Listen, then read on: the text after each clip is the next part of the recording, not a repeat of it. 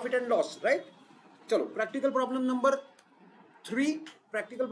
3 आणि आपण चेक केलं इथं काही रेशो वगैरे प्रॉफिट शेअरिंग रेशो दिलाय का बाळा समृद्धी? नाही. याचा अर्थ काय? व्हॉट द मीनिंग ऑफ दिस? काय रेशो आहे? 1:1. म्हणजेच त्याचं प्रपोर्शन किती येतं? 1/2. म्हणजे जो काही प्रॉफिट किंवा लॉस होईल तो डिस्ट्रीब्यूट करायचा आहे, राईट. चला येस कंटिन्यू कर श्रेयस.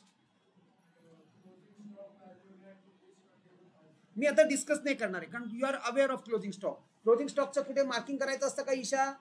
नाही. चला पुढचा continue Tanmay.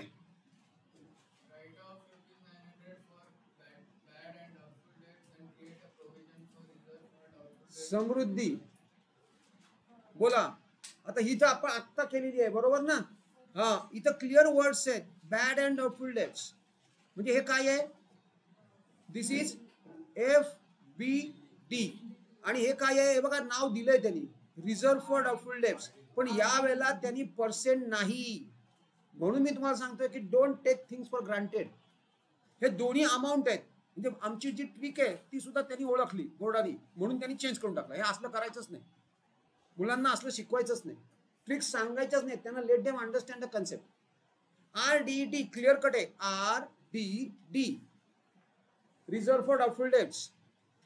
So this is reserve for doubtful debts, right. मी कुठे मार्क करू मला सांगा? ही या दोन ऍडजस्टमेंट कुठे मार्किंग होणार? काय समृद्धी? सनरी डेटर्सला 2 ऍडजस्टमेंट्स आणि फर्दर अजून बॅड डेट्सला 2 ऍडजस्टमेंट. Yes perfect. इथं RDD आहे का? येस. या RDD ला काय म्हणतात? Old RDD. आपला फॉर्मॅट रेडी झालाय. आपल्याला फॉर्मॅट पण आठवतोय everyone? Alright we will do that. चला क्रिएट प्रोव्हिजन फॉर. हो म्हणून हा मी म्हणतोय मॅरेथॉन आहे. म्हणजे आता काय करावं लागेल? एक तर डेटर्सवर डिस्काउंट आहे आणि क्रेडिटर्सवर पण डिस्काउंट आहे. आणि हा डिस्काउंट लकीली याच्या खाली दिलाय. म्हणजे आपल्याला सिक्वेन्स चेंज करायची गरज आहे. No need to change any sequence, right. Sequence change करायची गरज नाही. डिस्काउंट डेटर्सचा डिस्काउंट पहिले डेटर्सला मार्क करू. येस तिसरी ऍडजस्टमेंट. आणि क्रेडिटरचा डिस्काउंट क्रेडिटरला. पण ह्याचे लगेच इफेक्ट होतात कुठे? डिस्काउंट्सना. क्रेडिटरचा डिस्काउंट कुठल्या डिस्काउंटला मार्क करणार? इकडच्या का इकडच्या? कालच डिस्कस केलं काय आदिती? क्रेडिटरचं डिस्काउंट या डिस्काउंटला मार्क होणार का ह्या डिस्काउंटला मार्क होणार? क्रेडिटचं डिस्काउंट क्रेडिट असं लक्षात ठेवा. CR क्रेडिट म्हणजे क्रेडिटर्स मध्ये CR आहे. म्हणजे क्रेडिटचं जे डिस्काउंट आहे त्याला मार्क करणार क्रेडिटर्सचं डिस्काउंट. म्हणजे काय करणार? ऍड. या डिस्काउंट मध्ये ते ऍड होणार. म्हणजे हा फर्दर डिस्काउंट आपल्याला मिळाला का दिला? क्रेडिटर्स कडनं आपल्याला डिस्काउंट मिळणार का? आपण क्रेडिटर्सने मिळाला. You have got it. म्हणून that is your income in a way. चलो ऑल राईट. आणि मग हा डिस्काउंट मध्ये कुठला डिस्काउंट ऍड करू? डेटर्सचा डिस्काउंट. चला दोन्ही मार्किंग केलं. डिस्काउंट मार्किंग झालेत. येस. What is next? पुढे जाऊया. Outstanding wedges and salary. आता आउटस्टँडिंग पण आता नाव त्याच्यात काही दम नाही राहिला आहे ना. Outstanding expenses are not bothering you or is it? काहीच नाही. What is outstanding expense? Add करणार कुठे? एक्सपेन्स मध्ये ऍड अँड लायबिलिटी मध्ये लिहून टाकणार. ऑलराईट चला मार्क करून टाकूया. फक्त पहिले कुठलं होतं? Wages and salaries. चलो wages and salaries. Insurance is paid for 15 months with effect from 1 April. यावेळेला ही हिडन ऍडजस्टमेंट न देता एक्सक्लुझिव्ह किंवा एक्सप्रेस ऍडजस्टमेंट आहे. काय म्हणतात बघा. आता डेट काल कोण म्हणलं तुम्हाला? डेट आली म्हणजे काय आलं? मीटर आला. मीटर आला म्हणजे तो स्टार्ट होतो. All right we will do that. Hello मग कर ना. लिंक त्या गुगल क्लासरूम मध्ये लिंक आहे. हो लिंक क्लास लिंक असं हे आहे. एक असाइनमेंट आहे त्याच्यामध्ये लिंक ठेवले.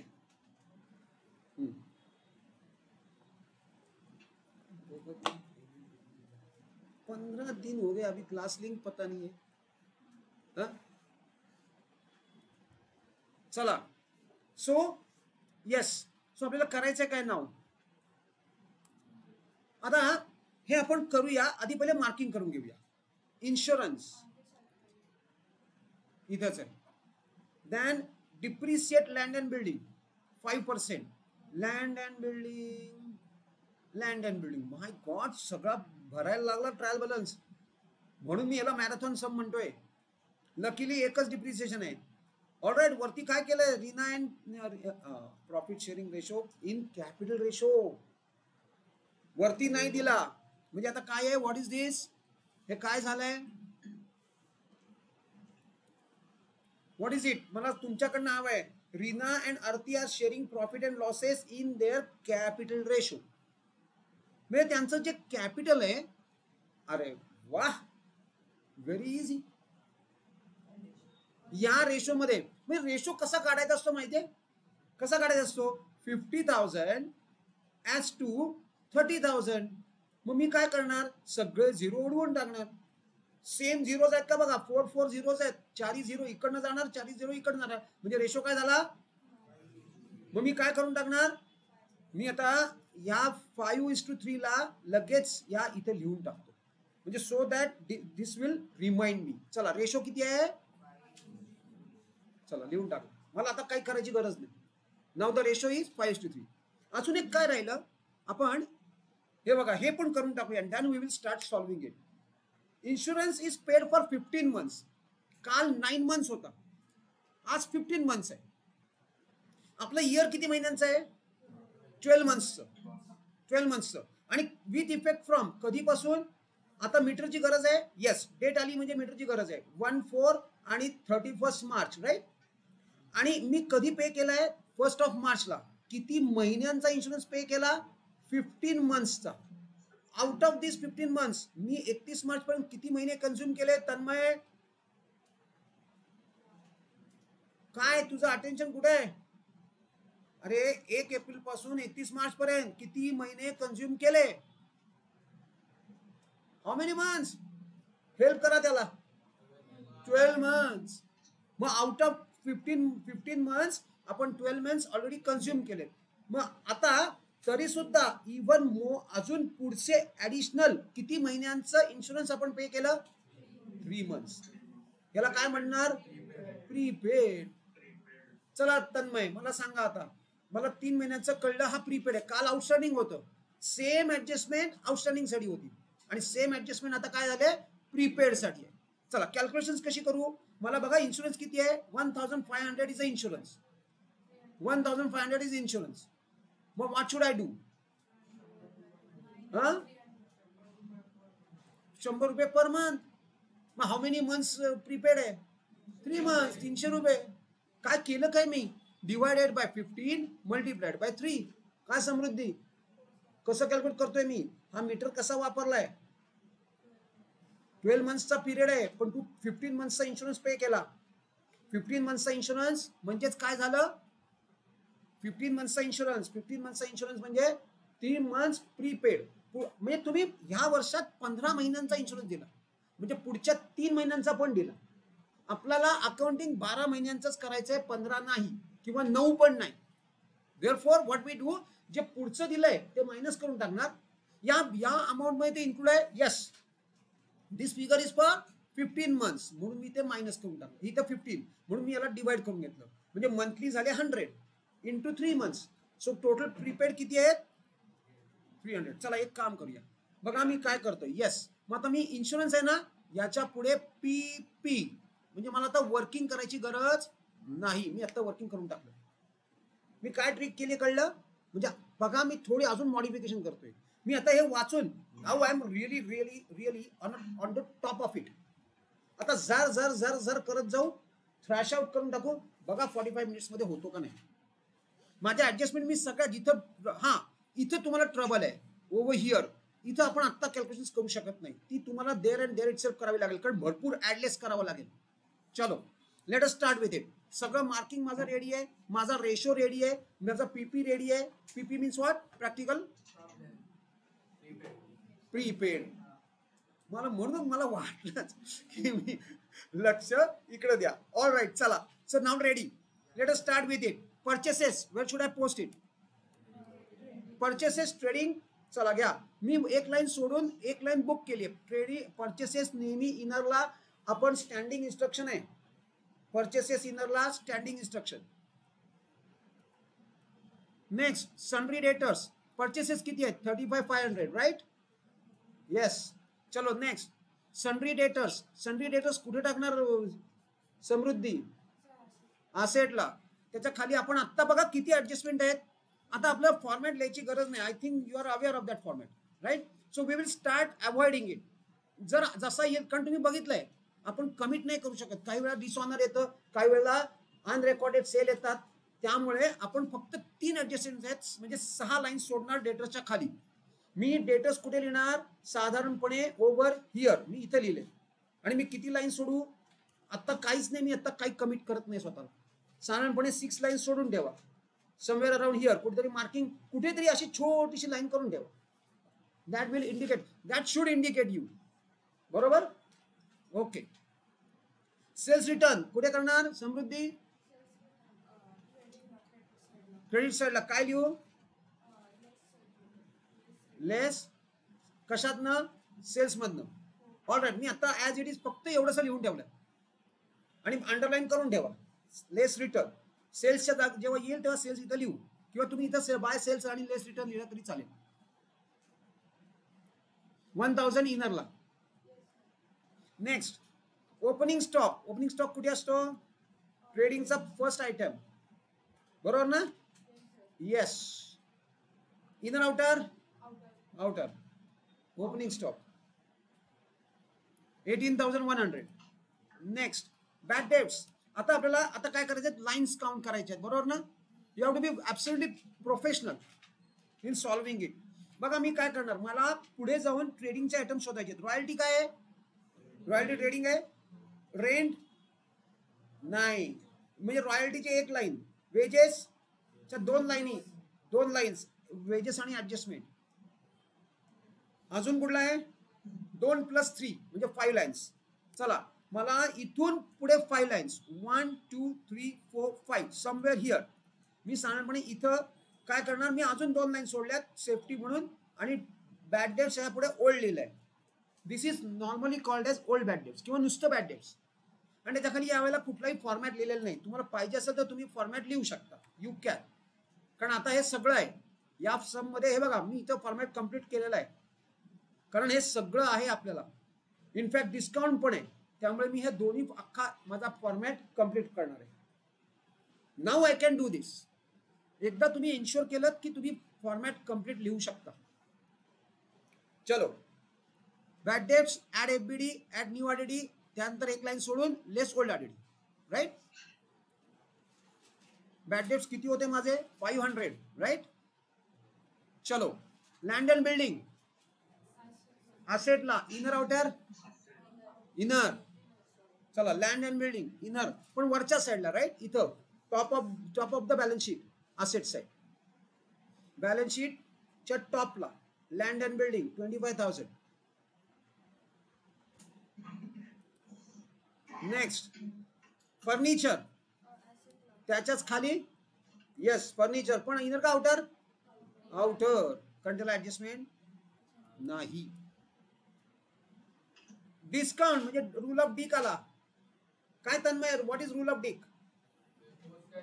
Post as it is. म्हणजे आता कुठे पोस्ट करू मी?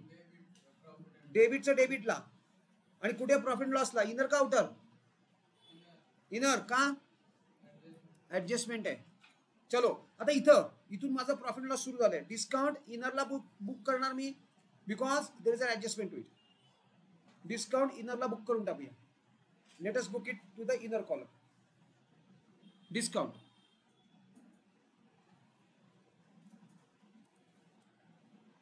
डिस्काउंट नंतर रॉयल्टीज. रॉयल्टीज कुठे टाकणार? ट्रेडिंग. आता मगाशी आपण इथे एक जागा आहे तिथं घेऊन टाका. Royalties inner outer, outer column. Right. Yes outer column royalties 700. Isha are you with me? समजतंय सगळं? होमवर्क असाइन झालंय, पण तुला एक्स्ट्रा टाइम मिळण्याची शक्यता आहे, कारण तू पहिली दिवस नव्हतीस. तर मला जर ते टाइम आलं की मला सांग. झाला तर उत्तम आहे. ट्राय कर. काही लागली मदत तर मला सांग, मला एकदा बघू दे. रॉयल्टीज.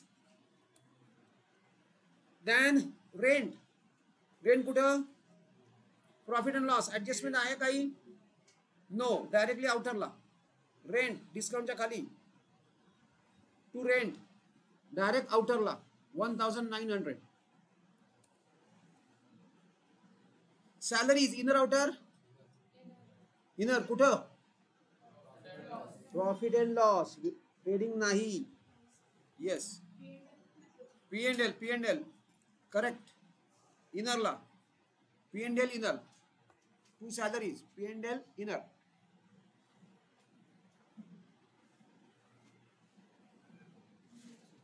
चलो डन. वेजेस. वेजेस कुठे टाकू? ट्रेडिंगला. कोण बोलते? प्रार्थना. सॉरी. Yes wages. ट्रेडिंगला इनरला घेतलाय. एक लाईन बुक केली. बरोबर ना? येस. Next insurance. आता काय आहे इथं जरी मी लिहिलं असलं तरी आपण ऍडजस्टमेंट जेव्हा करणार तेव्हाच ती करणार. पण मी अमाऊंट आधीच काढून ठेवले. चला इन्शुरन्स इनर आउटर. कुठे? Profit loss trading. Debit credit. Debit. Profit and loss debit. चला घ्या इनरला घेऊन टाका. आणि इथं आपल्याला जागा सोडायची. Will post that particular thing. He hidden adjustment नाही आहे. एक्सप्रेस ऍडजस्टमेंट आहे. त्यामुळे ती आपण नंतरच करणार. हिडन असेल तर ती देअर अँड देअर इटसेल्फ आपण तिथंच करतो. ड्रॉइंग्स. धनश्री. ड्रॉइंग. हा कुठं? काय करू? इथं नुसतं लिहून टाकू ड्रॉइंग? नाही. कॅपिटल मधनं लेस करायचं. चला पहिले कॅपिटल लिहून टाका आणि त्यातनं ड्रॉइंग लेस करून टाका. First class. घ्या 5-5 लाईन. आता तुम्ही नाव you become habitual of handling all this capital right. नाही तर काय माहितीये का मी अजून एक सांगतो तुम्हाला. तुमचं कॉलेज तुम्हाला खरं तर इन्सिस्ट नाही कंपल्सरी करणार आहे की तुम्ही पार्टनर्सचं कॅपिटल सेपरेट ओपन करायचं. पण डोंट वरी बोर्डाने ते ऍक्सेप्ट केलंय. तुमच्या टेक्स्टबुक मध्ये चेक करा मी जसं दाखवतोय तशा बॅलन्स शीट आहेत का नाही. बस खतम बात. जर का हे तुमच्या टीचर्सनी किंवा प्रोफेसर्सनी ऍक्सेप्ट नाही केलं ना तर त्यांना दाखवा सर हे बघा टेक्स्टबुक मध्ये असं केलेलं आहे. मग तुम्ही आम्हाला का? कारण काय माहिती का एक अकाउंट म्हणजे 5 मिनिटं. बघा मी तुम्हाला टाइम स्टडी सांगतोय. This is what. This is time study. हे आपण काय केलंय? टाइम स्टडी केलंय. एक अकाउंट बनवायला ते ओपन करा. Complete account debit credit particular amount rupees लिहून त्याचं बॅलन्सिंग करून सगळं क्लोज करायला कमीत कमी 5 मिनिटं जातात. आपण ते अकाउंट इथं शिफ्ट केलंय. आपण ते मर्ज करून टाकलं. आपण सेपरेट अकाउंट बनवत नाही आहोत. पण दरवेळेला असं करणार नाही आपण. कधी कधी एखाद्या केसमध्ये एक्सेप्शनल केसमध्ये आपण बनवणार आहोत. ते कधी ते सांगतो मी तुम्हाला. आत्ता नाही. चला पुढे moving on. Cash at bank cash in hand. Samruddhi. Asset आहे दोन्ही. चला घ्या असेटला cash at bank cash in hand. Twins आहेत. कुठे? वर का खाली? ईशा. खालच्या साईडला. खालच्या साईडला या इथं cash in hand cash at bank धडाधड मी पोस्ट केले. हे घ्या cash in hand cash at bank. खरं तर cash at bank cash in hand ज्या ऑर्डर मध्ये आहे त्या ऑर्डर मध्ये पोस्ट करायचं. कॅश ॲट बँक फर्स्ट आहे. Cash at bank first. कसं आहे माहिती का आपल्याला 90 मार्क्स मिळवायचे त्यामुळे त्यांना चान्सच द्यायचा नाही. बरं one more thing I forget to remind you किंवा टेल यू. जेव्हा जेव्हा तुमचा स्कोर जर तुमचा 90 आणि अबाव गेला ना तर moderator is going to be in picture. Moderator म्हणजे कोण? की ज्याचं काम काय तुम्हाला 90च्या खाली आणणे. आणि ज्यांचे 35च्या खाली आहेत तो सुद्धा मॉडरेटर येतो. 2 ठिकाणी मॉडरेटर. बाकीच्या मार्कांसाठी मॉडरेटर येत नाही. मॉडरेटर म्हणजे काय की तो जे स्पेशल मुलं आहेत ना त्यांचे पेपर तो चेक करतो. एक्झामिनर तर चेक करतोच करतो. शिवाय मॉडरेटर पण कसं काय 90च्या पुढे गेला बघू दे.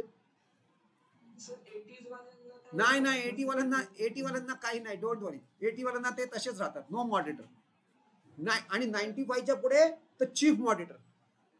चीफ मॉडरेटर म्हणजे कोण? आणि त्याचं तर काम म्हणजे काय, हे असं बारीक गोष्टी बघणं. एफ नंतर डॉट आहे की नाही, बी नंतर डॉट आहे की नाही, डी नंतर डॉट आहे की नाही. कारण स्कोर तुमचा 95च्या पुढे चाललाय. म्हणजे जो एसपीचा माझा 95चा स्टुडंट आहे त्याला मॉनिटर लागणार असणार आणि त्याला चीफ मॉनिटर पण लागणार. पण डोंट वरी, 95 आणि अबाव नाही, 95च्या वरती म्हणजे 96 असेल तरच चीफ मॉनिटर, 95 असाल तर फक्त मॉनिटर. आणि मी तुम्हाला दाखवणार आहे एक्झामिनरनी दिलेले मार्क आणि मॉनिटरनी दिलेले मार्क.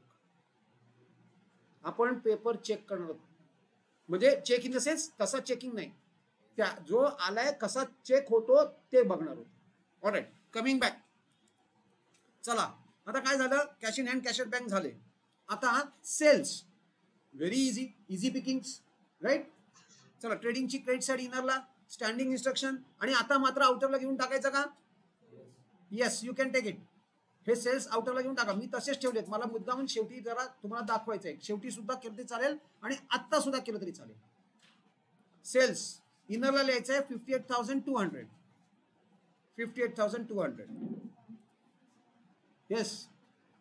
नेक्स्ट सन्ड्री क्रेडिटर्स कुठे टाकणार?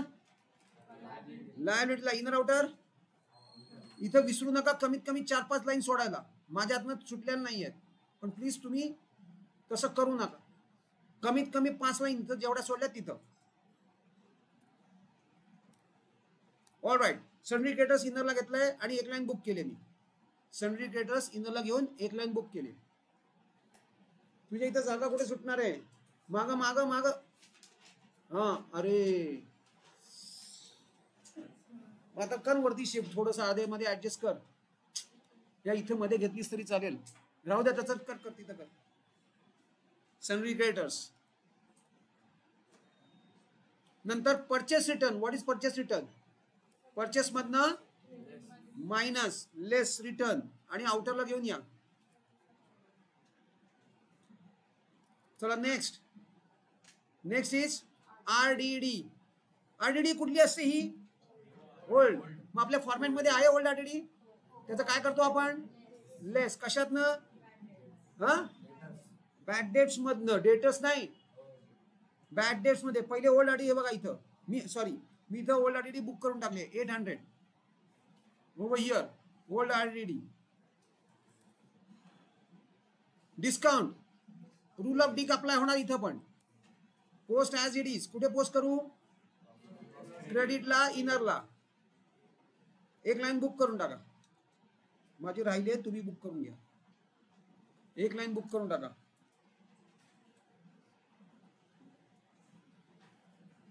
डिस्काउंट फक्त 50 रुपीज. हल्ली क्या मिळता क्या 50 रुपीज में? कुछ नाही. पण म्हणजे 5 रुपये जरी असेल तरी तुम्हाला तो रेकॉर्ड करायचा आहे, असं माझं म्हणणं आहे. 1 रुपया जरी असेल तरी तो रेकॉर्ड करायचा आहे, कारण ती अकाउंटिंगचं कन्सेप्ट आहे. चला पुढे. कमिशन. परत एकदा रूल ऑफ डिक. कमिशन काय रूल आहे Aditya? Offline. Rule of Dick post as it is म्हणजे कुठे टाकू मी? पीएनएलच्या म्हणजेच कुठे? डिस्काउंटच्या खाली. चला डिस्काउंटच्या खाली. Inner outer. आउटर का? No adjustment. इनर आउटर त्यातला आउटरला घेणार. कमिशन. कमिशन डिस्काउंट पण लिहिलंस. Good. Now you are with us यार. Very good. चलो कॅपिटल. कॅपिटल ऑब्विसली लायबिलिटीला त्यात काय सांगायचं आहे की नाही? तिकडे ती हसते मला, काय सर विचारतात कॅपिटल. चला घेऊन टाका. पण प्लीज आता याचं काहीही कॅल्क्युलेशन करू नका, फक्त पोस्ट करा. हे सगळ्यात शेवटी करायचे. ही कॅल्क्युलेशन सगळ्यात शेवटी. चलो all posting is done. Yes, we are absolutely on target. Posting आपल्याला करायला 20 मिनिट्स पण नाही लागले, 15 मिनिट्स लागलेले.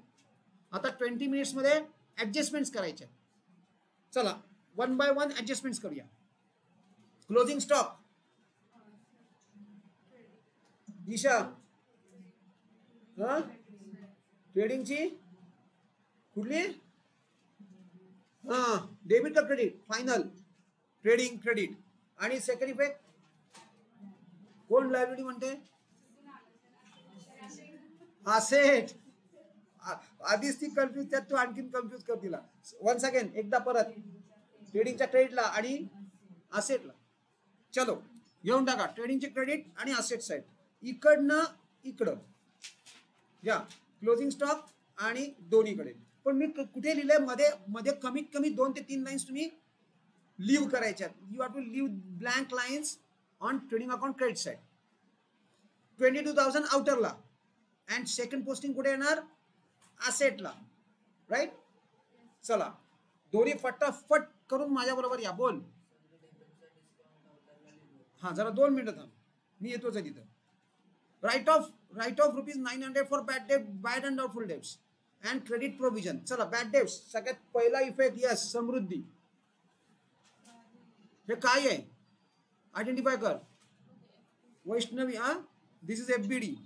वैष्णवी, धनश्री, सायली, हे काय आहे, ह्यातलं कुठलं आहे, हे FBD आहे आणि हे RDD आहे. पहिलं काय करणार, पहिलं FBD कुठे करणार, डेटर्सला मायनस करणार. चला डेटर्स मध्ये घ्या.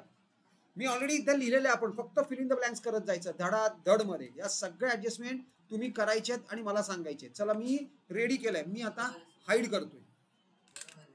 करा, डू इट. आणि मी बघणार आहे. चला सगळ्यांनी ही ऍडजस्टमेंट करायची आहे माझ्या समोर. ठीक आहे. अंडरलाईन केलेली आहे. येस, आपण कुठल्या ह्याच्यावर आहोत आता, सेकंडवर आहोत ना. करायची, करा ना, सगळं आहे तुझ्याकडे लिहिलं. मी सेकंड सांगितले, थर्ड नाही. हे कुठले रिझल्ट आधीच आहे ना.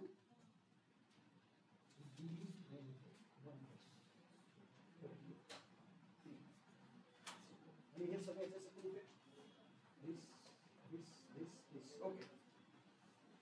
चला फटाफट क्विक फास्ट करायचंय.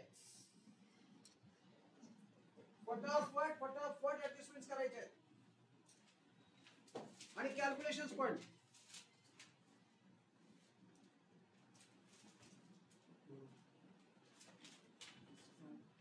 हा चला समृद्धी करायचंय. बरोबर चाललंय. सर येस बोलो. चुकतंय.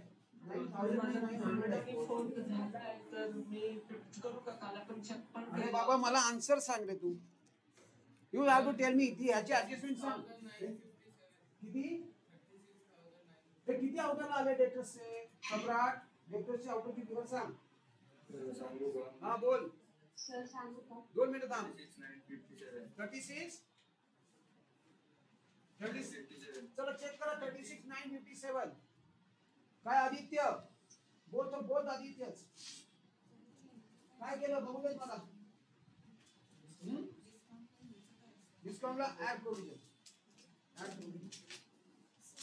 हा बोला. 36 आउटरला येणार नाही, इथं आधी येणार डिस्काउंट पण आहे. हा पहिले हो हे मायनस करायचं. हे डिस्काउंट पूर्ण आउटरला. येस बघू आज काय झालं.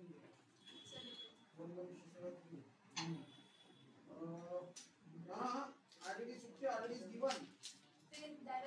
RDD दिलेली आहे 1000. मग आणि हे काय आहे, मी एवढे नंबर कसं काय होतं तुझं. ही डिस्काउंट आहे, अजून डिस्काउंट मध्ये जागा पाहिजे. हा चेंज कर. चला करा. काय करते, अरे हे कुठे करते, गाणीची इकडं आणि हे इकडं. ओके बघा तुझे कॅल्क्युलेशन्स कुठे आहेत. हा याचं पुढे डिस्काउंट पण करूया. ठीक आहे. याचा इथे जाऊया. याचा सेकंड इफेक्ट एकदा बॅकडेट्सला. बॅकडेटची आउटरला ही इथे नाही, इनरला नाही, आउटरला येणार. चला श्रेयस, ईशा आणि हे ईशा कुठून कोणते धनश्री.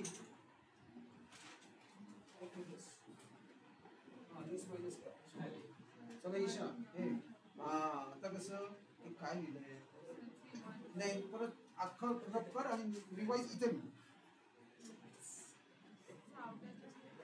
नाही आउटरला घेऊन उपयोग नाही, कारण आपल्या ह्याच्यानंतर आउटरला काढायचं इथे आता. चलो लेट अस मूव ऑन. झालं सगळ्यांचं? शेअर करू.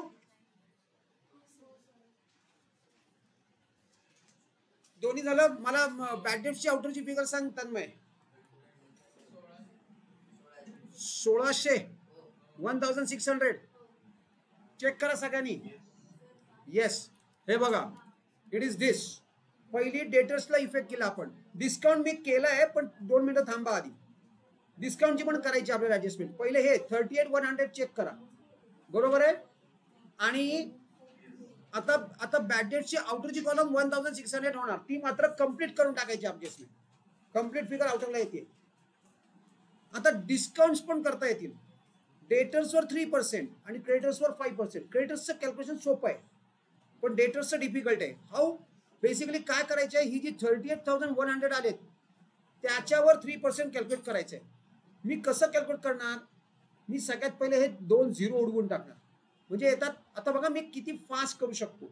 मी काय करणार, 381 हा माझा 1% आहे. अजून एक 381 म्हणजे माझे किती पर्सेंट झाले? 2% झाले. आणि अजून एक 381 म्हणजे माझे 3% झाले. म्हणजे इथं पर्सेंटेज किती झालं? 3. आणि याची टोटल करा, बघा फास्ट होतं. किंवा 381 मल्टिप्लाइड बाय 3 करा, दॅट विल बी 1143. किती जणांनी केलंय? अरे सगळ्यांनी केलंय. Very good, very good. म्हणजे डिस्काउंट पण जमायला लागलंय. Very good. म्हणजे तुम्हाला डायरेक्ट 2 वर होमवर्क 2 वर न्यायला हरकत नाहीये. Okay good. म्हणजे उद्या लगेच क्वेश्चन नंबर 2. ऐकून घ्या. तसं सुद्धा तुम्ही नाही म्हणलात तरी इथून पुढे आता रोज एक या सिक्वेन्सनी तुम्हाला होमवर्क असाइन होणार आहे. आता इथून पुढे रोज एक. आणि बरोबर तुमचं जे ड्यू डेट आहे ती पण बरोबर 1-1 दिवसांनी पुढे जाते. विदिन 7 डेज मध्ये तुम्हाला तो सबमिट करायचा आहे. You have got 7 days with you. आणि तुम्हाला मी मार्किंग सिस्टीम पण सांगितले, जेवढा लेट होत जाईल तेवढे मार्क 0-0 होत जाणार, म्हणजे कमी होत जाणार. तुम्ही उद्या सबमिट केलात तर फुल मार्क, पण जर परवा सबमिट केलात तर हळूहळू मार्क्स कमी मिळत जातात. पेनल्टी आहे त्याच्यासाठी. येस बोला. बोल दीपंकर. एक मिनिट. हा इथूनच सुरुवात केली. अरे बाबा तू आत्ताची सुरुवात करतोय काय हिंद उत्सव? अरे आपण मगाशी दाखवलं होतं. काय बाळा? हा रीना अँड आरती. चला आता आपल्याला राहिला याचा सेकंड इफेक्ट, डिस्काउंटचा सेकंड इफेक्ट. डेटर्सचा डिस्काउंट डेबिटच्या डिस्काउंट मध्ये ऍड होणार. हा बघा या इथं.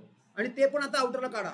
घ्या टू डिस्काउंट 1000 ऍड प्रोव्हिजन. त्याला द्यायचं प्रोव्हिजन, कारण का त्यांनी रिझर्व केलाय म्हणून. हे रिझर्व म्हणतात किंवा प्रोव्हिजन म्हणतात, ते पण प्रोव्हिजन फॉर डिस्काउंट आहे. घ्या ऍड प्रोव्हिजन आउटरला लिहून टाका. 1143 ऍड करून आउटरला. झाला तुझा इश्यू संपला. हा सुद्धा तुझी क्वेरी होती. नाही चालणार. आता राहून देत. शेवटी खाडाखोड नाही करायची. तू बघ त्याचं म्हणणं त्यांनी डिस्काउंट इथे लिहिलंय 1000 आणि परत प्रोव्हिजन फॉर डिस्काउंट 1143. चालेल पण खरं म्हणजे दिस इज करेक्ट, पण I am perfect. You need to be perfect. तू करेक्ट आहेस पण तू परफेक्ट नाही आहेस.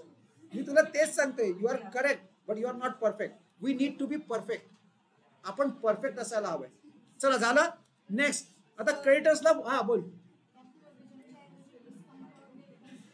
इथे लिहिलेलं ना? चालेल. ऍड चालेल. Discount from debtors cut. आणि हा हे फ्रॉम आहे, टू नको प्लीज. हा हे फ्रॉम आहे आणि क्रेडिटर्सला 2 आहे.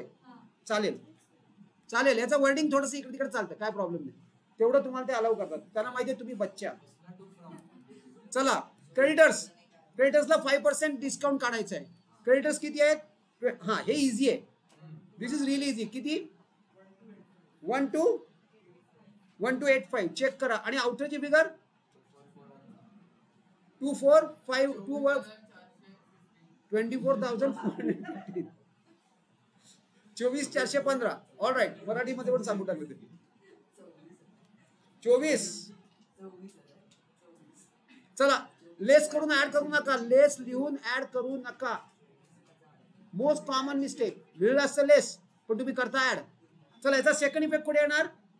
क्रेडिटच्या डिस्काउंट मध्ये, म्हणजे या इथं काय करणार? ऍड. आणि आउटरला फिगर घेऊन या. हा डिस्काउंट इकडं लेस केला क्रेडिटर्स मध्ये आणि आउटरला फिगर काढली आपण 24,415 आणि तोच इकडे डिस्काउंट क्रेडिटच्या डिस्काउंट मध्ये ऍड करून टाकला आणि ती पण फिगर आउटरला आली. राईट, जमलं इथपर्यंत? चालेल. आता वेजेस आणि सॅलरी आउटस्टँडिंग आहे, हे पण तुम्ही करायचे. दोन्ही ऍडजस्टमेंट, या दोन्ही ऍडजस्टमेंट्स करा. या दोन्ही ऍडजस्टमेंट्स तुम्हाला माहिती आहेत. चला पटापट. वेजेसची आउटरची फिगर समृद्धी. येस, आउटस्टँडिंग नेहमी ऍड कशात? वेजेस मध्ये आणि सॅलरी. प्लीज सॅलरी वेजेस मध्ये नको, वेजेस सॅलरी मध्ये नको, जास्त त्याच्यात ऍड करा. आणि सेकंड इफेक्ट कुठे येणार आहे? आदित्य, लायबिलिटी. काय लिहिणार बाळा? Outstanding wages, outstanding salary. Outstanding wages salary असं करून इनरला दोन्ही घेऊन आउटरला केलं तरी चालेल. Direct outstanding wages, outstanding salary दोन्ही आउटरला तरी चालेल. कुठलाही डिस्क्लोजर इज ऍक्सेप्टेबल. किती वेजेस आउटरला किती आले? 1,500. येस, वेजेस आउटरला 1,500. सॅलरी आउटरला किती आली?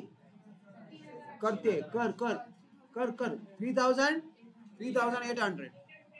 आणि लायबिलिटीला टाकलं दोन्ही इफेक्ट. चला मी पण करतो. वेजेस आणि सॅलरी दोन्ही आउटरला घेतलेत आणि मी दोन्हीचे इफेक्ट लायबिलिटी मध्ये घेऊन टाकले.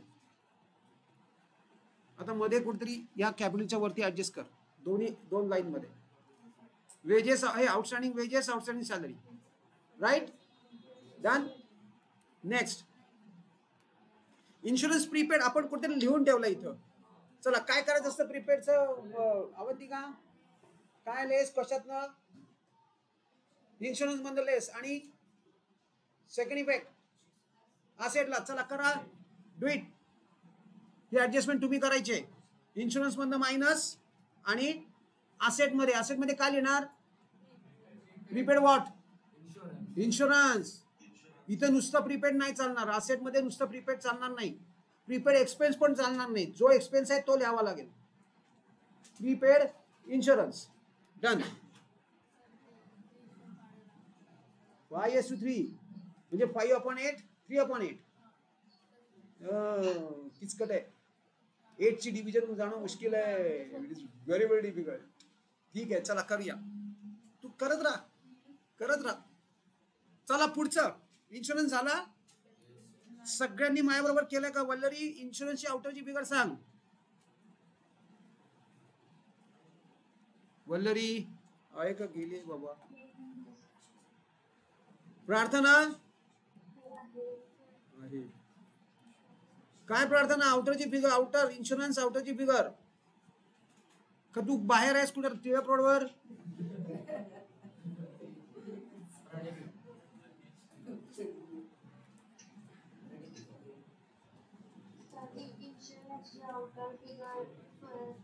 $1,200 आणि सेकंड आउट हे insurance prepaid insurance balance sheet मध्ये असेटला. All right, what is next? काय आहे पुढचं? डिप्रिसिएट. हे तर अगदी तुमचा दाव्याचा मळ आहे. चला करून टाका फटाफट. डिप्रिसिएट मायनस करा. केलं? किती आउटरची फिगर? चला करा डू इट फटाफट. डिप्रिसिएशन मायनस करा. डिप्रिसिएशन कशातनं मायनस करणार? Land and building. अरे 5% of this is very easy. किती? 1250. चला करा. आणि आउटरला फिगर किती येणार? 20. ऍड नाही, मायनस करायचं आहे. 23750. आणि याचा सेकंड इफेक्ट कुठे येणार?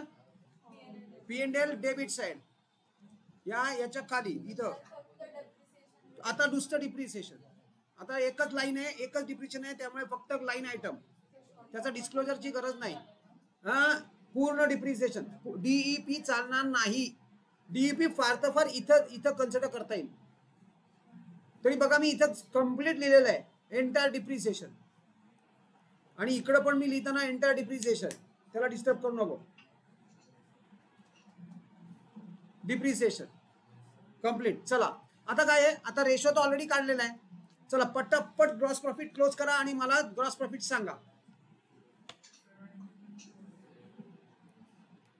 चला काय इनरचा आउटरला घ्या, सगळ्यांनी चेक करा. इनरचा आउटरला आलाय, माझं नाही आहे बघा. मी इनरचे आउटर्स घेतोय, इनरचा आउटरला घेतलाय आणि क्लोज करतोय. क्लोज कसं करणार? एक सिंगल, दोन डबल अंडरलाईन. कुठे करणार? इथं एक लाईन सोडून. आधीच लिहिला जातोय. चला लावू द्या. चला ग्रॉस प्रॉफिट किती आहे? हा टोटल किती आहे? क्रेडिटची टोटल 79.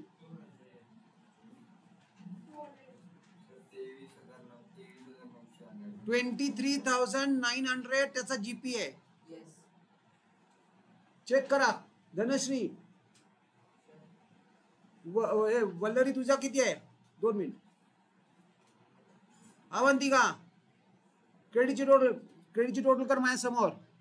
हा चल. हा ग्रॉस प्रॉफिट 23,900. अचल काय कुठे चुकतंय? हा बोल.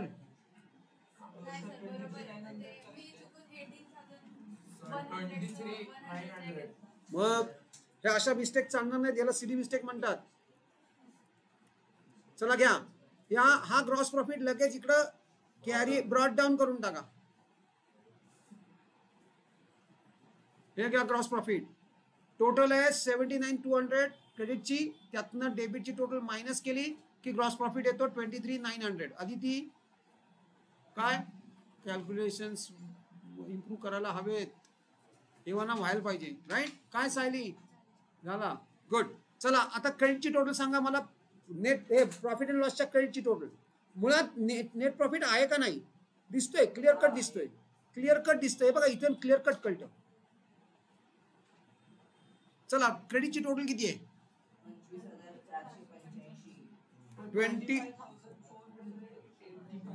25,485. चेक करा टोटल बरोबर आहे, दोन्हीकडे लिहून टाका. Very good.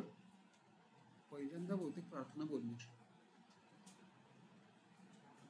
चला प्रार्थना, नेट प्रॉफिट किती आहे? Prarthana, are you listening to मी?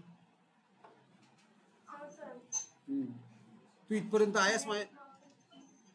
अच्छा नेट, अच्छा बरोबर आहे, म्हणजे टिळक बरोबर नाही, घरीच आहे. चला हा चला नेट प्रॉफिट बोल. आणि आपल्याला तो आता डिस्ट्रीब्यूट करायचा आहे. Distribution is going to be a little difficult one. किती आला कालसारखा काहीतरी विचित्र फ्रॅक्शन मध्ये येतंय का? नाही, स्ट्रेट फॉरवर्ड डिव्हिजन आहे. काय हे केतकी अजून कॅल्क्युलेशनच करते. Oh my god. चला नेट प्रॉफिट किती आहे? चला मी इथं केलंय, पण don't believe on my calculations.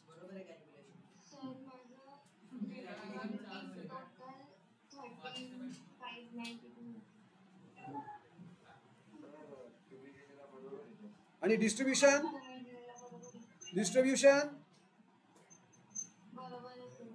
Is also correct. My god, wow wonderful. चला आता याचं काय करायचं? आपल्याला कॅपिटल मध्ये ऍड करायचंय. हे इकडनं कॅपिटल मध्ये घेऊन जा, कॅपिटल मध्ये ऍड करा. धनश्री कुठपर्यंत आहे? जमतंय का बरोबर? ही आली का फिगर? कॅल्क्युलेशन करतेस का आपलं नुसतंच चाललंय उतरवणं? काय वैष्णवी, भूलभुलैया में खोया है पाटकर? मग काय नाही कळलं? नेट प्रॉफिट पहिली क्रेडिटची टोटल केली, त्यातनं डेबिटच्या सगळ्यात ज्या अमाऊंट आहेत ती मायनस केल्या की जो निघतो तो नेट प्रॉफिट. हा, आता त्याचा रेशो आपण मगाशीच काढला, तो कुठे लिहून ठेवलाय? इथं लिहून ठेवलाय.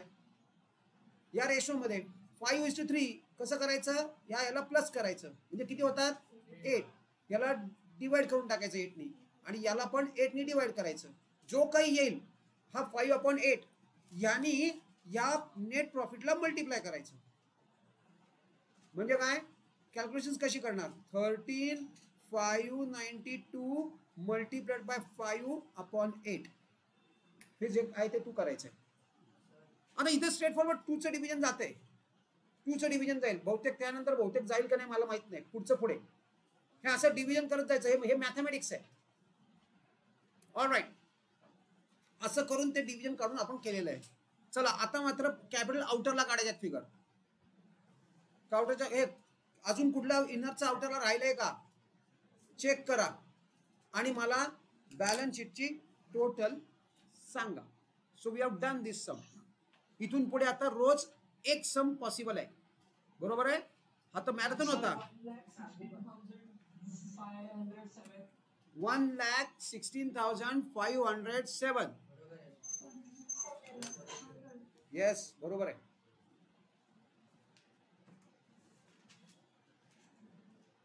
होमवर्क तुम्हाला होमवर्क जे दिलेले आहेत ते कुठल्याही शाळा.com नंतर अजून कुठल्या .coms आहेत तिथं सापडणार नाही. त्यामुळे you have to solve that. आणि म्हणूनच कारण मला माहिती आहेत ना, आम्हाला सगळ्या रूट्स माहिती आहेत स्टुडंट्सचे आणि सगळे तुमची काय असते ट्रिक्स त्या सगळ्या माहिती आहेत. म्हणून तर त्या माझ्याकडच्या होमवर्क्स आहेत. त्या तुम्हाला कुठेही सापडणार नाहीत. शोधूच नका, सॉल्व करायला सुरुवात करा. कारण मुलं काय करतात? बघूया हे सापडतंय का. शोधकाम शाळावर तर काय केवढं काय काय काय काय दिलंय. डोंट वरी. कुठलं झूम करू? Balance sheet total. Balance sheet zoom करा. चला काय काय पाहिजे याच्यातलं? क्या बात आहे यार, मस्त. मला फिगर सांग. प्रार्थना, व्हॉट इज युअर फिगर?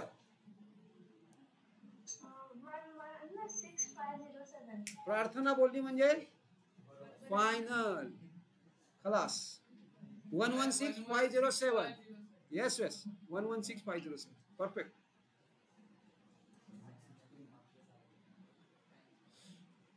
चलो 2 मिनिट अर्लियर आहे म्हणजे आपल्याला अजून 2 मिनिट आहेत. पण जे बाकीच्यांसाठी आहेत ज्यांचे नाही आहे काही इशा टोटलिंग केलं रेडीमेड काही नकोय. चला उद्यापासून आपलं टार्गेट आहे 45 मिनिट्सचं. चलो व्हॉट वी विल डू, आपण immediately we will move on to OC Henri Fayol. वरती कुठं? बरोबर आहे सगळं. अवंतिका, समृद्धी घे सगळे फिगर्स नीट घेऊन घे. आदित्य ऑफलाईन केलं का झालं? आणि ऑनलाईन आदित्य गुड. हा गुड. तुम्ही माझ्या बरोबर कॅल्क्युलेशन पण करायचे.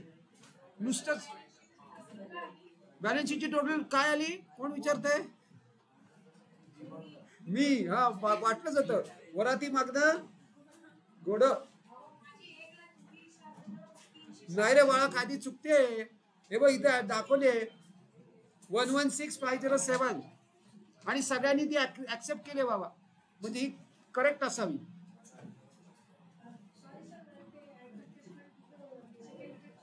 कुणाचा तो कुठे असेट घेतला का? आउटरची फिगर घेतली. हा आउटरची फिगर इथं घेऊन आलास तू. इथं फक्त जे तू तिथं ऍड करतो त्या फिगर घेऊन यायच्या. आलंय ना? चलो ग्रेट. चला म्हणजे I think you guys are ready with it. तुम्ही तयार आहात आता होमवर्कला. Now I am least bothered about it. नक्की तुम्ही करू शकणार, अगदी डेफिनेटली करणार आणि थ्रॅश आउट करून टाकणार. कारण तो एकदम सिंपल आहे. तुम्ही बघाल त्याच्यामध्ये ना बॅड डेट्स आहेत, ना डिसऑनर आहे, ना नथिंग, कुछ नाहीये. त्याला म्हणतात प्लेन व्हॅनिला. होमवर्क मी आज सकाळी दाखवला अच्छा हा, तुम्ही जॉईन आता होमवर्क म्हणून असाइन झालंय तुम्हाला, होमवर्क असं असाइन झालंय तुम्हाला, त्याचं इंटिमेशन पण आलं असेल सकाळी. मग तुम्ही त्या इंटिमेशनला क्लिक केलं तरी तुम्हाला डायरेक्ट होमवर्क जाता येतं, किंवा क्लासवर्क मध्ये आहे, म्हणजे तुमचा क्लासवर्क हा टॅब असतो, त्याच्यामध्ये जाऊन चेक करा. होमवर्क 1 नसेल तर मी एक लिंक पाठवतो आदित्य तुम्हाला. ऑलराईट, चलो बघा आता काय करायचं आपल्याला. ओसी मध्ये आपण काय डिस्कस केलं काल, हेनरी फेवल. चला कुणाला काय माहिती आहे हेनरी फेवलचं काही, त्याची 14 प्रिन्सिपल्स आहेत, वर्ल्ड ओव्हर मध्ये फेमस आहेत, वर्ल्ड ओव्हर मध्ये. त्याच्या होमवर्क हे पीडीएफ आहे, होमवर्कची पीडीएफ आहे, ती तुम्हाला दिसते काय पहिले चेक करा. होमवर्क ही पीडीएफ आहे, त्याच्यातला क्वेश्चन नंबर 1 पहिला, नाही आता मला आठवत नाही नाव, क्वेश्चन नंबर 1 सगळ्यात पहिला, आणि त्याचे फक्त तुम्ही जीपीची अमाऊंट, एनपीची अमाऊंट आणि बॅलन्स शीटची टोटल तुम्ही प्रायव्हेट कॉमेंट मध्ये मला मेन्शन करायचे, पब्लिक मध्ये करू नका, नाही तर ते क्ल्यू मिळतो मुलांना. अच्छा अच्छा, असं येते काय आन्सर, म्हणून पब्लिक मध्ये करू नका. आणि नाहीतर तुमचं सुद्धा कळून येईल काय बाबा तुम्ही चुकला असाल तर लगेच पब्लिक मध्ये सुद्धा काय होतं, अरे काय यार चुकतोय काहीतरी, अमाऊंट चुकीची आहे असे सुद्धा मुलं कॉमेंट करतात. असं सांगतोय मी तुम्हाला, म्हणून तुम्ही प्लीज प्रायव्हेट मध्ये करा, म्हणजे बिटवीन अस विल, फक्त तुम्ही आणि मी, बाकी कुणाला काहीही कळणार नाही. माझे सुद्धा तुम्हाला दिलेले कमेंट्स कळणार नाहीत बाकीच्यांना, रेस्ट अश्युअर राहा. क्वेश्चन 1 कोणता, कमाल बाबा खरंच. चला आता मी होमवर्क ओपन करतो आणि त्याच्यात क्वेश्चन नंबर 1 आहे का नाही चेक करूया. हा चेक करूया. होमवर्क, होमवर्क अशी फाईल आहे, बरोबर आहे का, होमवर्क, होमवर्क फायनल अकाउंट्स, बरोबर ही फाईल आहे. त्याच्यात मी ओपन करतो, बघूया काय प्रॉब्लेम आहे, त्यात प्रॉब्लेम काय बघूया, का समजत नाहीये, नाही नाही का समजत का नाहीये मला तेच विचारू दे. क्वेश्चन नंबर, मी क्वेश्चन 5 हे फाईल ओपन केली, बघूया 2 मिनिट, एवढा वेळ का घेतोय.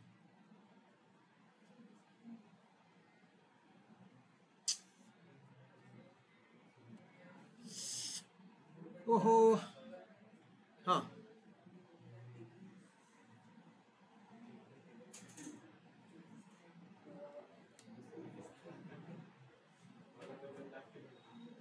क्वेश्चन 1 काय प्रॉब्लेम आहे, हा काय क्वेश्चन 1, क्वेश्चन 1 कळतोय, क्वेश्चन 1 इथं काय, हा काय question number 1, this is question 1. कुठलं 23, कुठे दिलंय, असून ना फाईल कधीची, तुम्हाला काय करायचंय, तुम्हाला होमवर्क असल्याशी मतलब आहे. हा होमवर्क काय कन्फ्युज होतंय,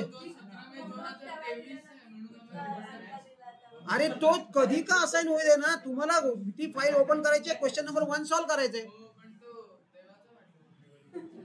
अरे अजून 2008 असेल तुम्हाला, नाही that is not at all relation, काही संबंधच नाही त्याचा. ती फाईल क्रिएट केल्याचा डेट आहे, ती 2008 ला सुद्धा होऊ शकते. काय प्रॉब्लेम आहे तुम्हाला, इथं क्वेश्चन 1 सॉल्व करायचंय मला, क्वेश्चन 1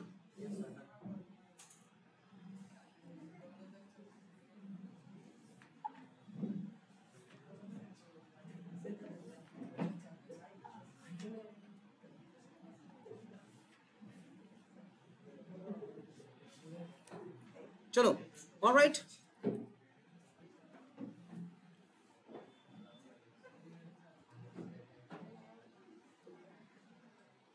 मला हेनरी फेवलचं तुम्हाला पहिले पॅराग्राफ रीड करा आणि मला तुमच्याकडनं हवं आहे, what is the contribution first of all, तो काय होता, काय काय आहे त्याचं, काय सगळी इन्फॉर्मेशन दिली ती रीड करा आणि मला तुमच्याकडनं हवं आहे बरं का, की हेनरी फेवल ह्याचं कॉन्ट्रीब्युशन काय, पहिले काय आहे, कुठे होता तो, काय होता तो, काय म्हणून अपॉइंट झालाय, त्याला कशाचं अपॉइंटमेंट केली आहे.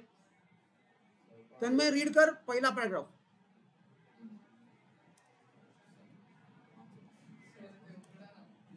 बुक नाहीये, बुक नाहीये मला, म्हणूनच तुझं लक्ष नाहीये, म्हणूनच तुला सांगितलं रीड करायला.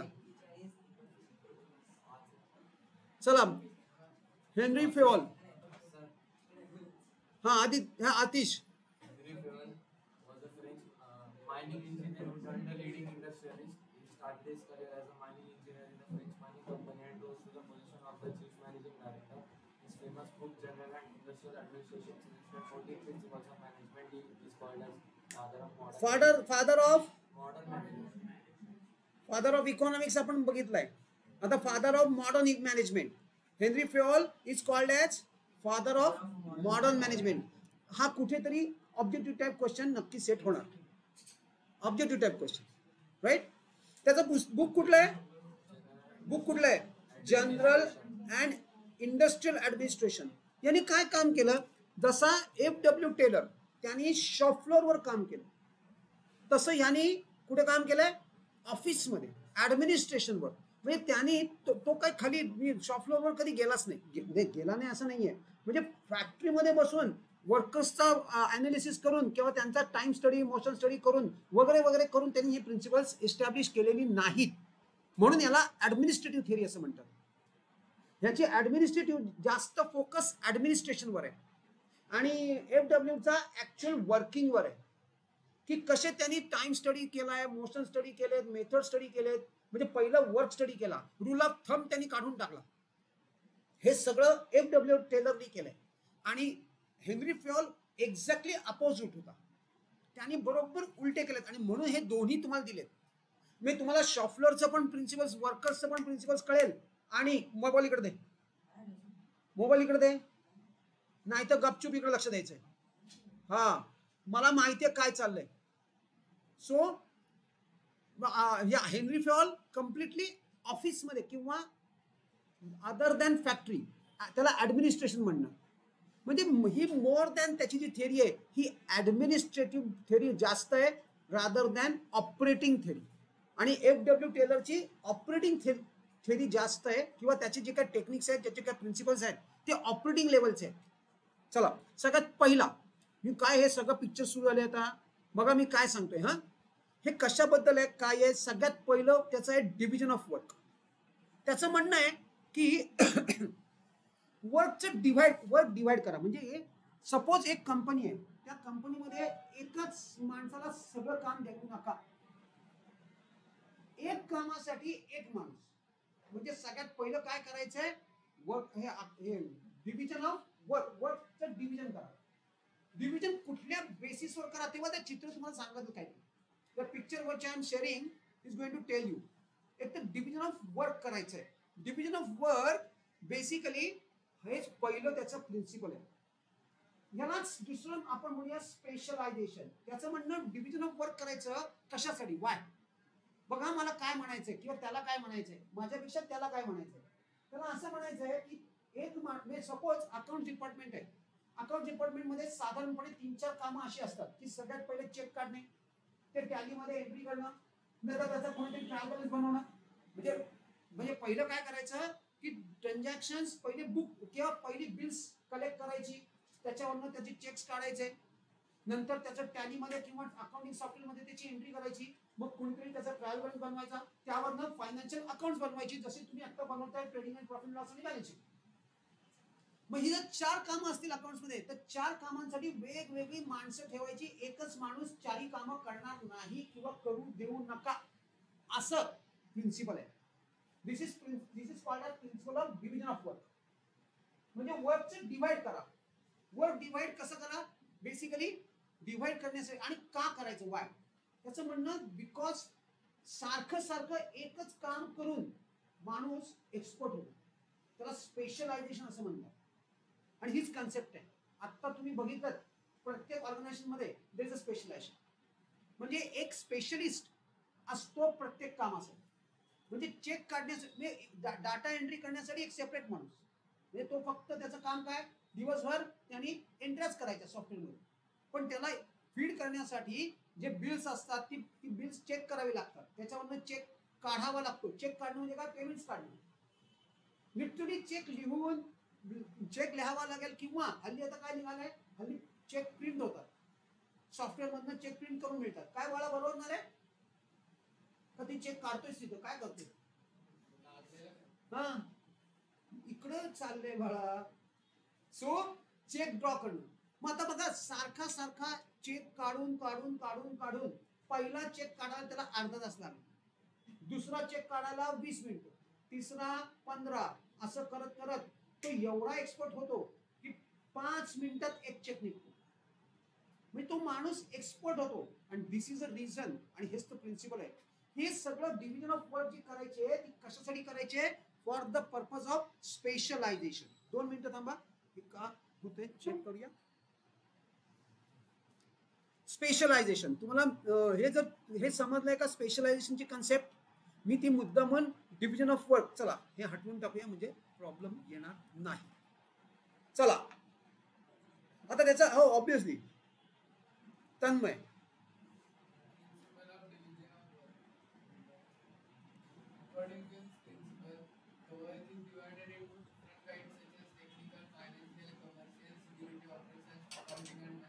थांब. आता बघा काय कुठल्या बेसिसवर करायचं, तर ऍक्टिव्हिटी बेसिसवर पहिलं डिव्हिजन करायचं. आणि त्या ऍक्टिव्हिटी मध्ये पण फर्दर डिव्हिजन करता येतं. म्हणजे पहिलं काय करता येईल? Marketing, division of work.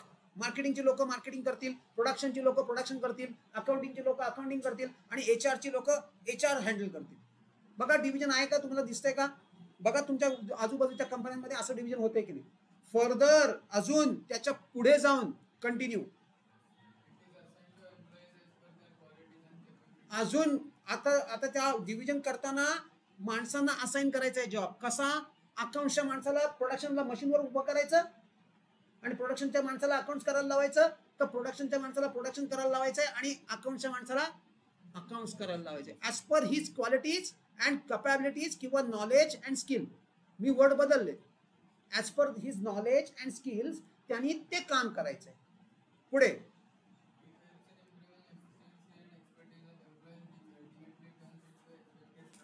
Yes, ह्याच्यामुळे एफिशियन्सी वाढणार आहे. तो सारखं सारखं तेच काम करून तो स्पेशलिस्ट होतो. त्याला याला दुसरं याचं दुसरं कन्सेप्ट, याला दुसरं नाव म्हणजे स्पेशलायझेशन. याला स्पेशलायझेशन असं म्हणतात. तो एक्सपर्ट होतो सारखं सारखं तेच काम करून. आणि एक वेळ अशी येते की अक्षरशः काही सेकंदात सुद्धा तो काम उडून जातो.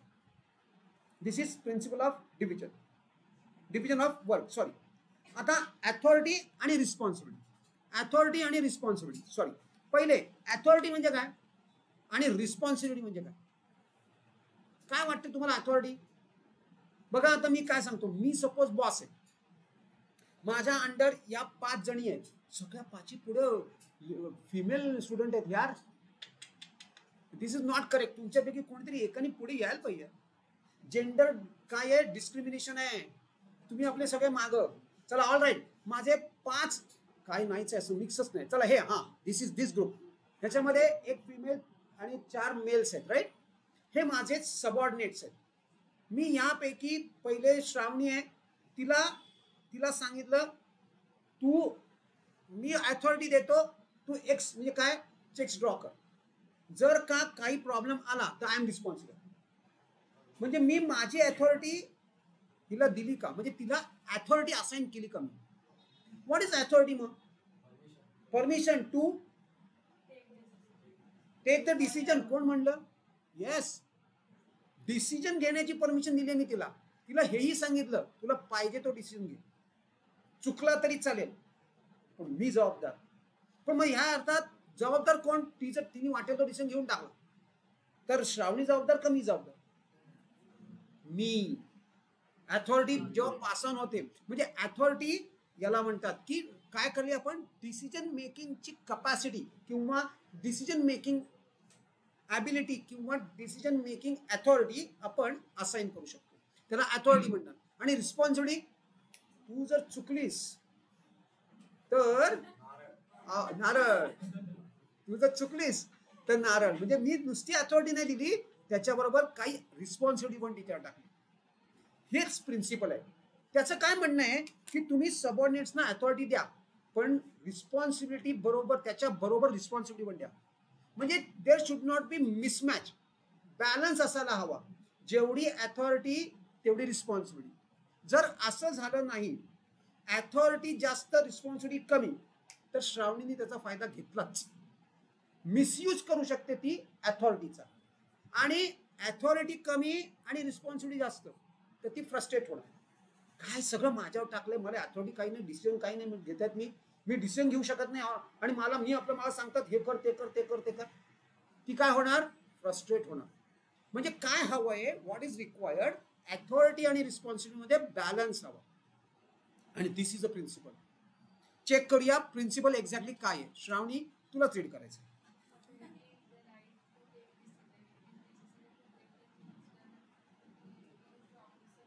चला, आपण मगाशी म्हटल्याप्रमाणे काय सांगितलं, डिफाईन केलं. पहिले अथॉरिटी म्हणजे काय ते डिफाईन करायचं आहे. Authority, what is mean by authority? Right to take decision. चला आता पुढे, with responsibility. Authority should, actually हे येतच असं नाहीये, पण इट शुड. अथॉरिटी आणि responsibility should go hand in hand. Continue.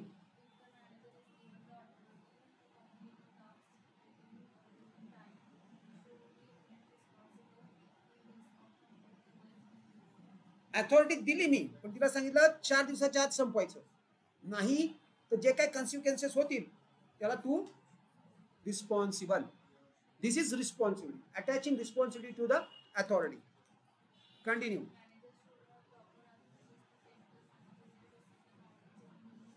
मॅनेजर्सना प्रॉपर अथॉरिटी तुम्हाला द्यायला हवी. त्यांच्याकडे जर मॅनेजर जर लॅक ऑफ अथॉरिटी मध्ये असतील तर ते मॅनेजर्स नॉर्मली ऑर्गनायझेशन सोडून जातात. आणि असं म्हणतात, settle team is a winning team. आणि ही सेटल टीम कोणाची पाहिजे? तुमच्या मॅनेजर्सची. ऑर्गनायझेशन मध्ये सगळ्यात जास्त टॉप मॅनेजमेंट लक्ष ठेवते ती मॅनेजर्सवर. शक्यतो ते मॅनेजर्स त्यांचे कुठेही त्यांची ऑर्गनायझेशन सोडून जाणार नाहीत ह्याच्याकडे लक्ष ठेवतात. चला, मोस्ट पॉप्युलर आणि जे तुम्हाला एकदम पर्सनली ऍप्लिकेबल आहे, principle of discipline. Tanmay, Atish, principle of discipline. बघा काय म्हणायचंय. हा, इवन आचल सुद्धा. बघा मला काय म्हणायचंय. आपला क्लास आहे 10 वाजता. 10 वाजून 5 मिनिटं, 10 मिनिटं, 15 मिनिटं चालणार. एखाद दुसरा दिवस आता आपण रेकॉर्ड करूया. बघा आता मी काय सांगितलंय. मी तुम्हाला हे प्रिन्सिपल ऑफ डिसिप्लिनचं पण उदाहरण, हे एक्झाम्पल दिलं होतं. आपल्या इंडियामध्ये प्रिन्सिपल ऑफ डिसिप्लिन फारसं नीट ऑब्झर्व होत नाही. 9चं टायमिंग आहे, 9चं ऑफिसचं टाइम आहे. लोक 9:05, 9:10, 9:15 पर्यंत येतात आणि मग त्याच्या पुढे बरंच काय काय चालतं. आणि मी हेच सांगितलं तुम्हाला, अब्रॉड मध्ये काय 9ला काम चालू. दिस इज अ डिफरन्स. म्हणजे कोण प्रिन्सिपल ऑफ डिसिप्लिन हे सगळं ऑब्झर्व करताय? अब्रॉड मध्ये. बरं, असं काही आहे का तो मालक आहे म्हणून त्याला परमिशन 9च्या ऐवजी तो 10, 11, 12 कधी येईल? नो. सगळ्यांना प्रिन्सिपल ऑफ डिसिप्लिन अप्लाय होणार. बर, काल रात्री 12 पर्यंत थांबला म्हणून दुसऱ्या दिवशी 9 नाही 12 वाजता येणार नाही. Principle of discipline applies even in that case also. No excuses is a principle of discipline. Concept कळते का बघा. म्हणजे डिसिप्लिन म्हणजे कशाला म्हणता येईल बघा. आता परत मी आता डिसिप्लिन म्हणजे काय म्हणता येईल डिसिप्लिनला? काय म्हणते केतकी, डिसिप्लिन कशाला म्हणता येईल? बरोबर आहे, पण डिसिप्लिन कशाला म्हणता येईल? डिसिप्लिन म्हणजे काय बघा. काय करायचंय, जर ऑर्गनायझेशन्स मध्ये काही रूल्स बनवले असतील, आता 9चा रूल बनवलाय ना, तो फॉलो करणं म्हणजे डिसिप्लिन. बघा पटतंय का? डिसिप्लिन म्हणजे काय? जे रूल्स केलेत ऑर्गनायझेशननी ते फॉलो करणं म्हणजे डिसिप्लिन. कंटिन्यू. म्हणजेच discipline. This is discipline. Discipline म्हणजे काय? तर रूल्स अँड पॉलिसीज ज्या ठेवलेल्या आहेत, ठरवलेल्या आहेत त्याप्रमाणे काम करणं. कंटिन्यू. डिसिप्लिनमुळे गोल्स अचीव व्हायचा टाइम एकदम बघा ना, इम्प्रुव्हमेंटच होईल. सगळेच जण 9-10च्या ऐवजी 10-10 मिनिटं अशी 5000 लोक आहेत ऑर्गनायझेशन मध्ये आणि सगळे 9 वाजून 10 मिनिटांनी येत आहेत. 10-10 मिनिटं इंटू 5000 केवढी मिनिटं वेस्ट झाली. सगळेच जण जर 9ला टाइम सुरू झालं तर that many working minutes will be productive, जे आता वेस्ट जात आहे. ऑल राईट, देर कुठे रिझन्स, ट्रॅफिकचा रिझन असतं रिझन असतं, नाही असं नाही, मी असं नाही म्हणत आहे. एस्पेशली आजच्याला थोडीशी हे थोडं कन्सेशन द्यायला हरकत नाही, पण ती खूप लांब येते. पण व्हॉट अबाउट तन्मय जो इथून येतो, हा काय नेक्स्ट डोअरला राहतोयस तू आणि मला म्हणतो 9:59ला आलो मी.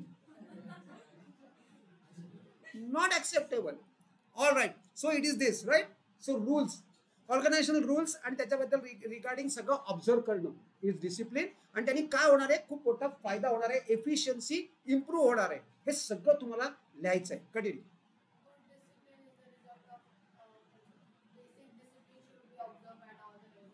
आता हे कोणी ऑब्झर्व करायचं आहे, सगळ्यांनी ऑब्झर्व करायचं आहे. मी मगाशीच म्हटलं सगळ्या लेवलवर कोणी असू देत त्यांनी ऑब्झर्व करायचं. One of the popular again अजून एक युनिटी ऑफ कमांड. आता हे प्रिन्सिपल काय आहे, what is this principle? Unity of command. Command म्हणजे काय बघा, मी काय सांगतोय नीट इथं ऑब्झर्व करा. माझं ड्रॉइंग एकदम खराब आहे पण तरी सुद्धा गोड मानून घ्या. हे 3 मॅनेजर्स आहेत, these 3 मॅनेजर्स आहेत आणि त्यांच्या अंडर काही, चला 3 मॅनेजर्स आहेत आणि त्यांच्या अंडर फुल जनता आहे. जनता म्हणजे काय, भरपूर वर्कर्स आहेत आणि हे तिघही त्या सगळ्या जनतेला किंवा त्या सगळ्या वर्कर्सना इन्स्ट्रक्शन देत आहेत. बघा आता आपण आपला क्लासचं एक्झाम्पल घेऊ. तुम्ही सगळे क्लासमध्ये बसलेत, मी इन्स्ट्रक्शन देतोय, अजून एक असं अजून करा, इथे अजून 2 माझ्या बाजूला टीचर्स आहेत आणि तेही तुम्हाला शिकवत आहेत. काय कळणार आहे तुम्हाला? काही नाही कळणार, काहीच नाही. तुम्ही उलट काय करणार माहितीये, या पहिल्या टीचरला सांगणार मी दुसऱ्या टीचरचं रीड करतोय, ऐकतोय. दुसऱ्याला सांगणार मी तिसऱ्याचं ऐकतोय आणि तिसऱ्याला सांगणार आणि ऐकणार कुणाचंच नाही. हा, हेच वर्कर्स भयानक चालू माणसं असतात. बरोबर ते काय करतात, असं जेव्हा असतं ना तेव्हा ते एका मॅनेजर, आता 3 मॅनेजर्स आहेत, एकाने एक काम सांगितलं, दुसऱ्याने दुसरं सांगितलं, तिसऱ्याने तिसरं सांगितलं. एकाला सांगणार मी दुसऱ्याचं काम करतोय, दुसऱ्याला सांगणार तिसऱ्याचं, तिसऱ्याला सांगणार पहिल्याचं. काही काम करणार नाही, मस्त व्हॉट्सअप बिट्सअप चालू, मजा, फर्स्ट क्लास. असं होऊ नये म्हणून काय करायचंय, म्हणून हे प्रिन्सिपल आहे. For this purpose this principle is. This principle of unity says, बघा काय म्हणतो. आता ह्या तिघांपैकी, हे 3 मॅनेजर्स आहेत, ह्या तिघांनी डिसाईड करायचंय की कुठल्या तरी एकानेच सगळ्यांना कमांड करायचे. कमांड म्हणजे ऑर्डर्स देणं. मग आता म्हणजे याचा अर्थ असा आहे का की याचं काम करायचंच नाही आणि ह्याचंही काम करायचं नाही, ह्याचंच फक्त काम करायचं नाही. ह्यानी ह्याला सांगायचंय आणि ह्यानी ह्याला सांगायचंय काय, माझी एवढी काम आहेत, आणि हा पण सांगेल माझी एवढी काम आहेत. आणि हा जो मधला आहे हा सगळ्यांची कामं या सगळ्या वर्कर्सना असाइन करणार किंवा त्यांना कमांड देणार. आता काही प्रॉब्लेम नाही, आता काय इश्यू नाही. आता बघा मला काय झालं, या दोघांनी मला सांगितलं आणि मी तुम्हाला इन्स्ट्रक्शन दिलेत. पहिले अकाउंट्स करा, मग ओसी करा, मग एसपी करा आणि मग इकॉनॉमिक करा, सगळं करा. आता तुम्हाला चॉईस नाही. आता याचं काम त्याला सांगितलं काही करता येणार नाही. This is called as principle of unity of command. चला चेक करा, कळली कन्सेप्ट, युनिटी ऑफ कमांड कळली. आणि ह्यानी काय होणार आहे, ऑब्विसली बघा आता मी काय सांगतो कसं लिहायचंय. पहिले ते प्रिन्सिपल, आता याच्यात पहिली कमांड म्हणजे काय हे एक्सप्लेन करायचंय. Command means giving orders. Order द्यायच्या. युनिटी, ऑर्डर्स देताना युनिटी हवी, म्हणजे एकाच माणसाने कोणीतरी ऑर्डर्स द्यायच्या, डिफरंट मॅनेजर्सनी ऑर्डर्स द्यायच्या नाही. असं केल्याने होणार काय, अशा पद्धतीने तुम्हाला प्रिन्सिपल लिहायचं आहे. ही सगळी प्रिन्सिपल्स ह्या पद्धतीने लिहायचे. बघा आपण चेक करूया. Yes Samruddhi, only one should. थांब जरा, म्हणजे हे बघा आता काय, हेच जस्टिफिकेशनला येऊ शकतं. Each member of organization should receive order from one superior. Justify. म्हणजे कशावर जस्टिफिकेशन विचारतायत, principle of unity of command. Continue.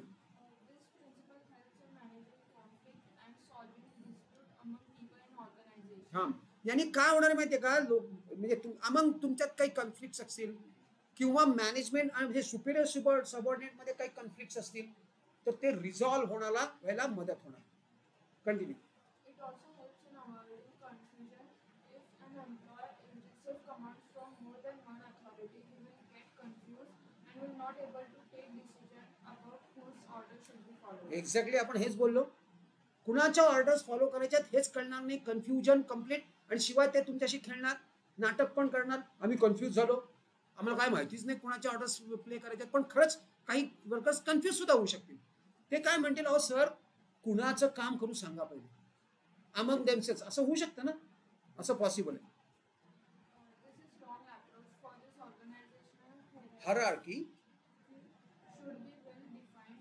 Each employee should know his immediate superior and should receive order from him only. एकतर हे कसं avoid करता येईल, तर hierarchy करायची. हायरार्की म्हणजे काय, एक ऑर्डर. प्रत्येक एम्प्लॉईला माहिती पाहिजे की त्याचा सुपिरियर कोड. आपण डे वनलाच सुपेरियर आणि सबऑर्डिनेट या दोन कन्सेप्ट मी तुम्हाला सांगितले आहेत. सुपेरियर म्हणजे तुमचे बॉसेस आणि सबऑर्डिनेट म्हणजे तुमचे ज्युनियर्स. येस, सो प्रत्येक ज्युनियरला माहिती पाहिजे की त्याचा सुपेरियर कोड. करेक्ट. सॉरी, या इथपर्यंत आपल्याला युनिटी ऑफ कमांड करायचं. Similarly another unity has to be there in direction. आता बघा मगाचीच केस, परत एकदा मगाचीच केस आहे. परत एकदा 3 मॅनेजर्स आहेत. हे 3 मॅनेजर्स वेगवेगळे आपल्याला डायरेक्शन्स देतात. परत ती होल जनता इथं, सगळे वर्कर्स इथं उभे आहेत. आणि एक काय सांगतो बघा, आता बघा मी काय सांगतोय. एक सांगतोय की आपल्याला पुढच्या 5 वर्षात 200 करोडचा टर्नओव्हर करायचा आहे. दुसरा सांगतोय पुढच्या 5 वर्षात आपल्याला 5 नवीन ब्रँचेस ओपन करायचे. आणि तिसरा सांगतोय आपल्याला 3 नवीन प्रोडक्ट्स लॉन्च करायचे. हे सगळं पुढच्या 5 वर्षात करायचं. मला सांगा, यू आर दोज वर्कर्स, तुम्ही कन्फ्यूज होणार का नाही? तुम्ही काय मला विचारणार किंवा त्या तिघांना विचारणार, सर पहिलं काय करायचं, काय करायचं का सगळं एकदमच करायचंय? अटर कन्फ्युजन आहे. ह्याला आता काय करता येईल? सेम थिंग करता येईल. यातल्या कुठल्या तरी एकाने डायरेक्शन द्या. टू डायरेक्ट, फिल्मचा डायरेक्टर असतो, तो ऍक्टिंग नाही शिकवत, ते कॅरेक्टर सांगतो की त्या पिक्चरमध्ये त्या ऍक्टरनी काय कॅरेक्टर करायचंय ह्याचं डायरेक्शन देतो. त्याला डायरेक्शन असं म्हणतात. म्हणजे ह्या वर्कर्सना डायरेक्ट, जेव्हा मॅनेजर्स डायरेक्ट करतात तेव्हा ते काम नाही सांगत, काय काम करायचंय ते सांगतात. कसं करायचंय तेही सांगतात, कुठलं रॉंग कुठलं करेक्ट तेही सांगतात. मग आता ह्या अशा युनिटी ऑफ डायरेक्शन काय सांगतं किंवा principle of unity of direction काय सांगतं, तर मग आज सारखंच करायचंय. या तिघांनी आपापसात ठरवायचंय कोण इन्स्ट्रक्ट करणार. This time this fellow is going to instruct. तो काय सांगणार, तो या सगळ्यांना सांगणार, तो एकटाच सांगणार, एकटाच डायरेक्शन देणार. आणि हे दोघं त्याला त्याचे पॉइंट सांगून टाकणार. ऑलरेडी ह्या दोघांचे पॉइंट्स माहिती आहेत त्याला. एक काय म्हणतोय 3 प्रोडक्ट्स लॉन्च करायचे, दुसरा म्हणतोय 2 करोड्स करायचे आणि ह्याचे स्वतःचे 5 ब्रँचेस आहेत. हे तिन्ही गोष्टी करायच्या आहेत. आणि कशासाठी करायचे आहेत? To achieve the objective of the organisation. पुढच्या 5 वर्षात ऑर्गनायझेशनला ग्रो व्हायचंय आणि हे त्याचे 3 पार्ट्स आहेत. बरोबर. मग आता हा जो आहे हा एक एक डायरेक्शन देणार. तो काय सांगणार, चला पहिलं सगळ्यात पहिले व्हॉट वी विल डू, आपल्याला नेक्स्ट 3 महिन्यामध्ये 4 महिन्यामध्ये 2 महिन्यामध्ये किंवा 2 वर्षांमध्ये 3 नवीन प्रोडक्ट्स लॉन्च करायचे. After that we will try to achieve 200 crores of turnover, and once we achieve 200 crores we will have, किंवा to achieve that 200 crores we will have 5 more branches in India, in abroad, in world, whatever. असं एक sequence बनवून त्यांना clear instruction देणार किंवा द्यायला हवी. This is principle of unity of command आणि sorry unity of direction. Direction कळले का चेक करा, युनिटी ऑफ डायरेक्शन कळले का चेक करा. चला रीड करायला सांगूया. अच्छा,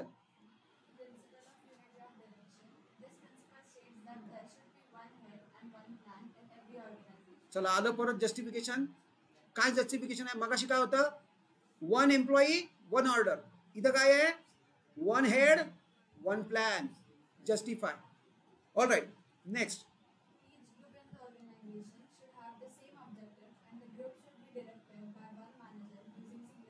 सिंगल प्लॅन यूज करायचा, जो मी आता सांगितलं की एक सिंगल प्लॅन करून लोकांना डायरेक्शन द्यायचंय. वेगवेगळे प्लॅन्स जेणेकरून कन्फ्युजन होता कामा नये. There should be no confusion. Principle of subordination of individual interest to organisational interest. हा, हे जरा मोठं आहे पण अगदी सिंपल आहे आणि हे मोस्ट कॉमन आहे. बघा तुम्ही आता say somewhere around from here on say next 7 years मध्ये you will be in employment. Most of you, some of you will be in businesses. Still तरी सुद्धा हे प्रिन्सिपल अप्लाय होणार आहे. बघा जे एम्प्लॉई आहेत, एम्प्लॉईचा माइंडसेट काय असतो, तुम्ही जेव्हा एम्प्लॉयमेंट मध्ये जाणार, माझी सॅलरी किती, ऑर्गनायझेशनचं किती आहे, काय आहे, तुम्हाला काय पडलेली आहे, मला सांगा. कोणाला पडलेली असते का? प्रत्येक जण आपला विचार करतो. ऑर्गनायझेशन मध्ये मी कुठलं काम केलं म्हणजे माझी सॅलरी वाढणार, ह्याच्यावरती सगळ्या एम्प्लॉईजचं लक्ष असतं आणि हेच प्रिन्सिपल ते सांगतं. हा माइंडसेट आहे कुणाचा? इंडिव्हिज्युअलचा. म्हणजे इंडिव्हिज्युअलचा इंटरेस्ट कशात आहे? त्याच्या स्वतःच्या डेव्हलपमेंटमध्ये किंवा त्याच्या स्वतःच्या प्रॉफिट्समध्ये. त्याला ऑर्गनायझेशनची काहीही पडलेली नाही. जर ऑर्गनायझेशन बुडायला लागली तर सगळ्यात पहिले चुहे भागते. म्हणजे हे काय करणार लोक? दुसऱ्या ऑर्गनायझेशनमध्ये जंप मारणार. हे झालं, यांची बुडाल झाली, वाट लागली, चला आपण काही इथे थांबण्यात अर्थ नाही, आपण काय करूया, दुसऱ्या ऑर्गनायझेशनमध्ये जाऊया. हे असे एम्प्लॉई विचार करतात आणि हा काही चुकीचा विचार आहे असं काही नाही आहे. त्याचं म्हणणं की हे माइंडसेट आहे. हा सगळ्या एम्प्लॉईचा हाच माइंडसेट असतो. मग आता मॅनेजमेंटने काय करायचं? आणि हे सगळे प्रिन्सिपल्स मोस्टली मॅनेजर्सना अप्लाय किंवा मॅनेजमेंटला अप्लाय. त्यांनी काय करायला हवं की हा जो माइंडसेट आहे, ठीक आहे, हा माइंडसेट तसाच राहू दे, तो ऑर्गनायझेशनलच्या ऑब्जेक्टिव्ह मध्ये कन्वर्ट करता येतील का बघायचं. कसं करता येईल? त्याला काय सांगायचं, त्या इंडिव्हिज्युअलला काय सांगायचं, बाळा रे किंवा बाबा रे. तो बाळा नसणार आहे, तो बाबा असणार आहे ऑब्विसली. तो काही लहान मुलं नसणार. तुम्ही त्याला काय सांगणार? तुम्ही हे बघ, तुझं त्याला तुम्ही जर त्याचा ग्रोथ पाथ दाखवला त्याच ऑर्गनायझेशनमध्ये, म्हणजे जर ऑर्गनायझेशन ग्रो झाली तर along with that organisation you also going to grow. तुझ्या सॅलरी कशा वाढणार आहेत, तुला कशी प्रमोशन्स मिळणार आहेत, तू काय केलं म्हणजे तुला प्रमोशन मिळणार. म्हणजेच principle of subordination of individual interest to organisational interest. याचं तुम्ही जे इंडिव्हिज्युअल इंटरेस्ट आहेत ते ऑर्गनायझेशनल इंटरेस्ट मध्ये कन्वर्ट केले, त्या लिंक करून टाकले. इन्सेंटिव्ह देताना कुठल्याही एका पर्सनला इन्सेंटिव्ह न देता ग्रुप इन्सेंटिव्ह द्या. म्हणजे काय होणार आहे, अख्खा ग्रुप कामाला लागणार किंवा अख्खा ऑर्गनायझेशनला द्या. म्हणजे तो जो इंडिव्हिज्युअल इंटरेस्ट आहे that will get converted into organisational interest. मग तो काय बघणार? तो फक्त म्हणजे तो असं नाही बघणार, एखादी ऑर्डर मी आणली तर मला कमिशन मिळेल, सगळ्यांना कमिशन मिळणार, मग तो जास्तीत म्हणजे सगळेजण कामाला लागणार. नाहीतर इंडिव्हिज्युअल इंटरेस्टचं तुम्ही हे करत राहिलात. हल्ली प्रत्येक ठिकाणी असं होतं असं नाही, पण मोस्ट ऑफ द प्लेसेसला बघा तुम्ही ग्रुप इन्सेंटिव्ह आहेत. अख्ख्या ऑर्गनायझेशनला इन्सेंटिव्ह मिळतात. एस्पेशली सॉफ्टवेअर इंडस्ट्रीमध्ये बघा, त्यांना एखादी मोठी ऑर्डर मिळाली ना, केवढी मोठी सेलिब्रेशन असतात, बापरे, पार्ट्या असतात. मग त्या काय फक्त त्या टीमला असतात? नाही, अकाउंट्सवाल्यांना तर कधी मिळणारच नाही अशाने. कारण त्यांचा काय संबंध? असं म्हणणार, तुमचा काय संबंध, आम्ही ऑर्डर आणली, आम्ही एक्झिक्यूट करणार आणि आम्ही परफॉर्म करणार, तुम्ही फक्त काय करणार, त्याचं रेकॉर्डिंग करणार. मग त्यांना अकाउंटिंगवाल्यांना घेणार नाही का पार्टीमध्ये? घेणार. त्याचं कमिशन त्यांना मिळणार का नाही? मिळणार. कारण त्यांनी इन्व्हॉइसेस आणि त्यांनी सगळं नाही मेंटेन केलं, सॅलरी वेळेवर नाही दिली तर प्रोजेक्टची पुरती वाट लागेल. त्याचं जे फंडिंग आहे आणि सगळ्यात हायएस्ट इम्पॉर्टन्स इज फायनान्स, त्याचं जे फंडिंग आहे ते फंडिंग कोण करणार आहे? फायनान्स. त्यांच्याकडनं जर वेळेवर पैसे नाही आले ना, बाकी सगळं तुम्ही करू शकता ऑर्गनायझेशन मध्ये, पण मनी नो वे. सगळं अडतं ते मनीला अडतं. आणि म्हणून finance is very very important part of any organisation. त्याला लाईफ ब्लड असं म्हणतात. कंप्लीट कंपन्यांमध्ये CFO ही जी पोस्ट असते ना, ही सगळ्यात क्लोजेस्ट टू मॅनेजिंग डायरेक्टर असते, कारण त्याच्या हातात असतं. CEO म्हणजे एक्झिक्युटिव्ह ऑफिसर. हे आपण 11 मध्ये केलेत, CEO CFO. पण CFO हा CEOच्या पेक्षा 1 लेवल अप असतो. अख्ख्या ऑर्गनायझेशन मध्ये जर सगळ्यात जास्त मान कोणाला असेल तर तो CFO ला असेल. कारण काय माहिती का, प्रत्येक एम्प्लॉई काय बघतो, आपली सॅलरी कोण करतो, CFO करतो. त्यामुळे ना अकाउंट डिपार्टमेंटच्या लोकांना वेगळाच मान असतो.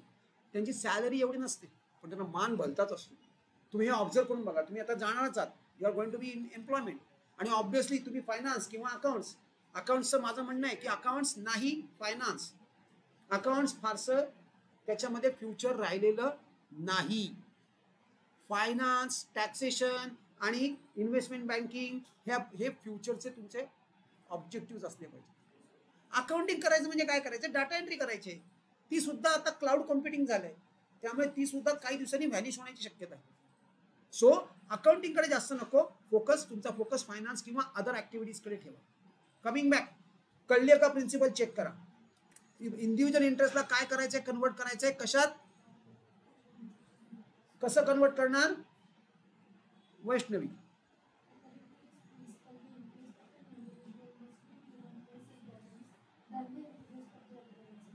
इंडिव्हिज्युअल इंटरेस्टला इम्पॉर्टन्स द्यायचा नाही असं नाहीये, पण लेस द्यायचा.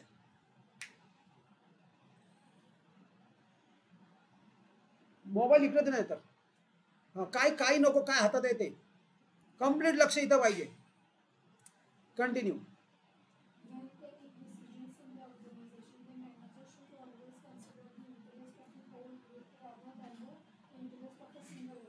एक्झॅक्टली, ग्रुपचा इंटरेस्ट करायचा आहे लक्षात. इंटरेस्ट सिंगल एम्प्लॉईचा इंटरेस्ट लक्षात घ्यायचा नाही. नेक्स्ट,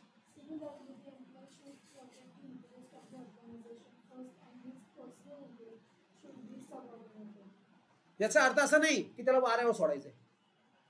जर तुला काय आम्ही एकट्याला काही विचारत नाही, ग्रुप घेऊन येऊ मग आम्ही तुला एंटरटेन करू, असं नाही करायचं. याचा अर्थ असा नाहीये. हा, इंडिव्हिज्युअलला पण त्याचं पण नर्चर करायचंय, त्याचे जे इंटरेस्ट आहेत ते. म्हणून मी मला मगाशी सांगितलं, त्याला तुम्ही काय सांगायचंय, त्याला ग्रोथ पार्ट सांगायचा.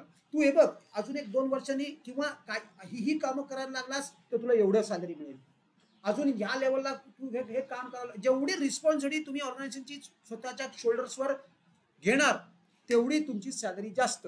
हे प्रिन्सिपल आयुष्यावर लक्षात ठेवा. काही करायला लागत नाही. आणि प्लीज, हे एक माइंडसेट आहे बऱ्याचशा एम्प्लॉईजचा की सतत ऑर्गनायझेशन चेंज केल्या म्हणजे सॅलरी वाढते. Yes, to an extent yes, पण जर तुम्ही सेटल असाल एखाद्या ऑर्गनायझेशनमध्ये तर डोंट चेंज इट. उलट जेवढ्या रिस्पॉन्सिबिलिटीज तुम्ही त्या ऑर्गनायझेशनच्या जास्त घेणार तेवढे फास्ट तुम्ही त्या ऑर्गनायझेशनमध्ये वरती क्लाइंब करणार आणि तुमची सॅलरी डबल टिबल चवर होणार. तुम्ही करून बघा, हे लक्षात ठेवा. आणि हे पण लक्षात ठेवा, तुमच्यावर मॅनेजमेंटचं पूर्ण लक्ष असतं. हे एम्प्लॉईच्या मनात काय असतं मला माहित नाही. मलाच फक्त काही मिळत नाही, बाकी सगळ्यांना इन्क्रिमेंट्स मिळतात. हे फार एक मोठं माइंडसेट आहे, प्रत्येकामध्ये असतं. आणि यू स्टार्ट कम्पेअरिंग, ते एक सगळ्यात पहिले अवॉइड करायला पाहिजे. आपण कम्पेअर करायला सुरुवात करतो जेव्हा एम्प्लॉयमेंट, माझी सॅलरी एवढी, त्याची सॅलरी एवढी, मी एवढं काम केलं आणि त्यांनी एवढं काम केलं. डोंट, तुम्ही किती रिस्पॉन्सिबिलिटी घेता त्यावर तुमची सॅलरी ठरणार आहे. All right, coming back. आता एक्झाम्पल,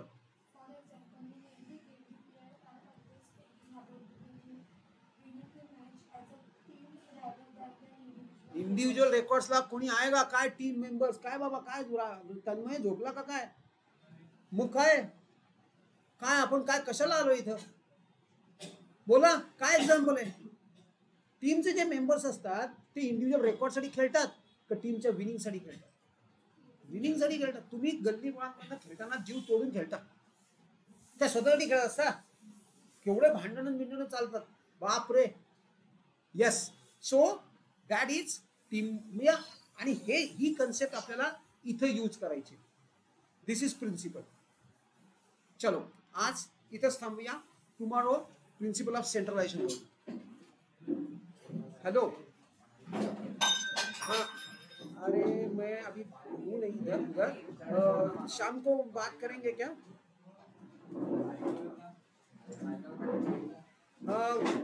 वो अभी बात करता हूँ मैं आपको. हाँ, मैं शाम को बात करता हूँ. मैं अभी क्लास में हूँ. आपका मटेरियल कहाँ रखा है वो उनको बोल दो तो वो देंगे.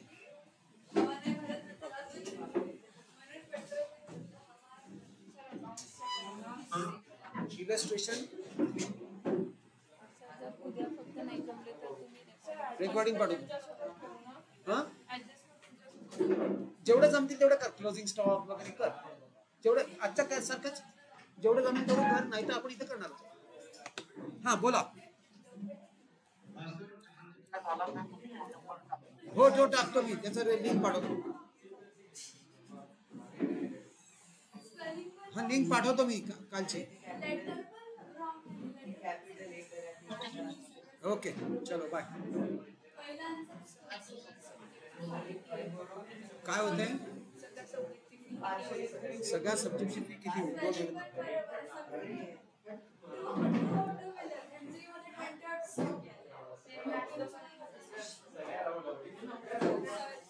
बोला.